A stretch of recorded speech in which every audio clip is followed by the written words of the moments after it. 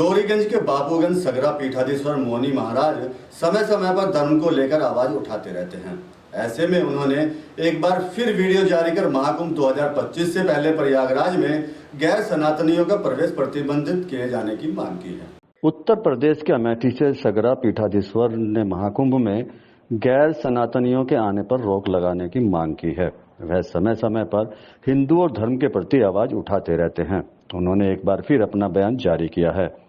संतों के बयान के समर्थन में मौनी महाराज ने 2 वीडियो जारी करके महाकुंभ से पहले गैर सनातनियों को लेकर मांग उठाई है।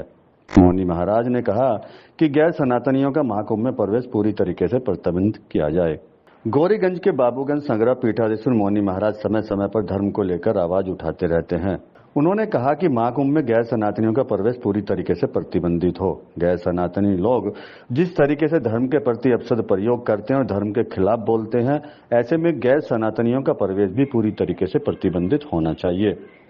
हिंदू पीठाधीश्वर मौनी महाराज ने कहा कि महाकुंभ 2025 लगने जा रहा है, ऐसे में गैर सनातनियों के न आने का हम समर्थन करते हैं। इसके साथ ही अखाड़ा परिषद का जो बयान है उसका भी हम समर्थन करते हैं। उन्होंने कहा कि जब गैर सनातनी भारत को नहीं मानते, गंगा को नहीं मानते, मेरी देवी देवताओं को नहीं मानते, धर्म को नहीं मानते और मेरे मठ मंदिरों में रहकर अपशिष्ट पदार्थ का प्रयोग करते हैं, तो ऐसे लोगों को प्रयागराज आने की कोई आवश्यकता नहीं है।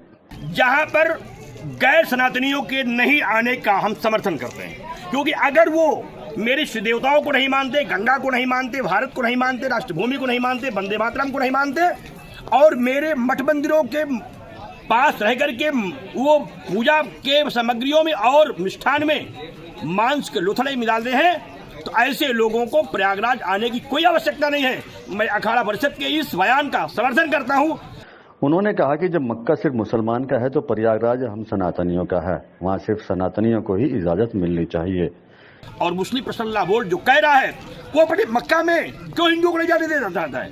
अगर वहाँ की सारी व्यवस्था मुसलमानों के हाथ में है, प्रयागराज हम सनातनियों का है और वहाँ सनातनियों को ही दुकान मिलनी चाहिए। सरकार को इसका पालन कराना चाहिए और हर दुकानदार सनातनी हो, हिंदू हो, जो माँ गंगा को माने, राम को माने, कृष्ण को माने और महाकुंभ में डुबकी लगाए, उन्हीं लोगों को प्रयागराज आना चाहिए। वहीं दूसरी ओर ऑल इंडिया मुस्लिम जमात के राष्ट्रीय अध्यक्ष मौलाना मुफ्ती साहबुद्दीन रजवी बरेलवी ने कुंभ मेले में मुसलमानों की दुकानों पर प्रतिबंध लगाने के अखाड़ा परिषद के फैसले का विरोध किया है।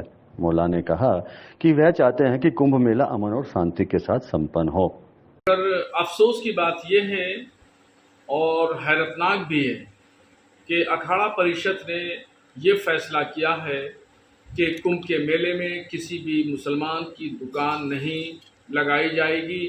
उसको किसी मुसलमान को भी इस बात की परमिशन नहीं होगी कि वो कुंभ के मेले में किसी एतबार से भी शामिल हो या काम करे, दुकान लगाए या ठेला लगाए। अखाड़ा परिषद का ये फिरका प्रस्ताना फैसला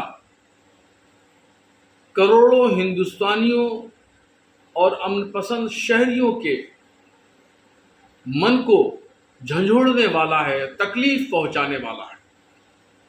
इस तरह के फैसले होंगे और फिरका परस्ती को बढ़ावा दिया जाएगा तो समाज टूटने के कगार पे आ जाएगा और अगर समाज टूटा तो ये देश के लिए निहायत ही नुकसानदेह साबित होगा। इसलिए उत्तर प्रदेश की सरकार को अखाड़ा परिषद पर लगाम लगानी चाहिए और ऐसे फैसले वापस हों। ब्यूरो रिपोर्ट, आप अभी तक।